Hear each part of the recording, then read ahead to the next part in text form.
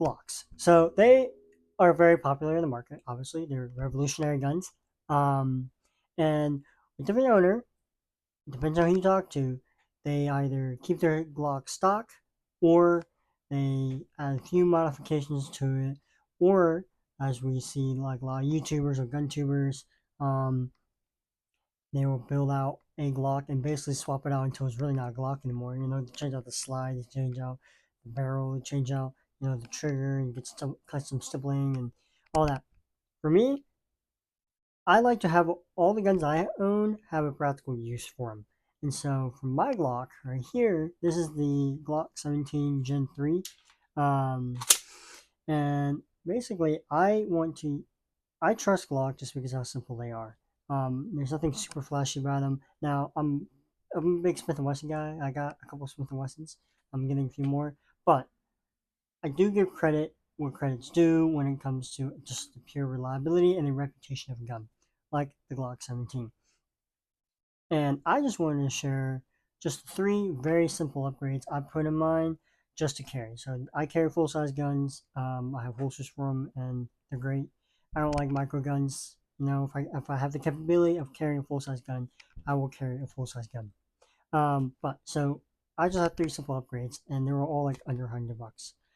The first one and the primary one that most people like to do, and I recommend for any Glock owner if they are planning on using their gun for home defense or whatever, is to change out the sights. So three dot sights, or it's actually a U, and then the dot, they're not great. They work, but they're not great. So the first thing I did was I actually went on Amazon and got the True Glow night sights for the Glock 17, and so I've got them here. They're very nice, very crisp, but they're very very bright. Some of the brightest night sights on the market. You don't need to charge them up like tritium, like with the tritium. Like on my HK, I have one, but they really don't glow that much. You really have to like put light on them. But for these, they just glow, and they're very bright, and I can see them very, very nicely. I can individually see the dot. They don't blur just because of the darkness, our darkness. So I got these for like $50 almost, just around $50 on Amazon. So I highly recommend getting them. Um, and then just getting Gunsmith to install it for you. The second upgrade is the grip. I really like the Gen 3 grip generally just because of the finger grooves. Finger grooves, of course, is a very subjective stance. Um, I like them just because I feel like I have a better firm grip, and also my hands are not going to slip around as much if they get wet or whatever. It also helps with the recoil a little bit, and just in my shooting experience. But the one issue I do have was the back stippling, the stock stippling. It was bad. When I was shooting it, it would be digging right into my palm here, and it would leave a mark for like hours, and it would just hurt. It would get really uncomfortable after a while, and it just got uncomfortable. So I got, of course, the classic Talon grips for like $21 on Amazon. Very easy to install, very very firm, very comfortable. They're like skateboard grips, um, and I definitely help smooth it out, but we're actually increasing the grip of it. But just it's a lot more comfortable. The last upgrade, now it may be controversial. A lot of people say it's a gimmick, but for me, I liked it. So the other one I got, the last upgrade I got was a flared magwell. So a lot of people, they say, well, why would you put a flared magwell on a carry gun? Well, generally you wouldn't. Of course, most magwells, yes, will print. Um, but for this one specifically, from Magpul, this was like $20 again. Um, I always like the flare magwells just a little bit, and actually the reason why I like this one specifically is if Glocks have like a very big opening right here, the gap between the grip and like the rest, like the where the magazine sits, and there's a hole right there. And usually people just like get a plug and plug it up there, but the Magpul uses that as the little feeding ramp, and they also increase the lift just a little bit. Um, to kind of help with that reload.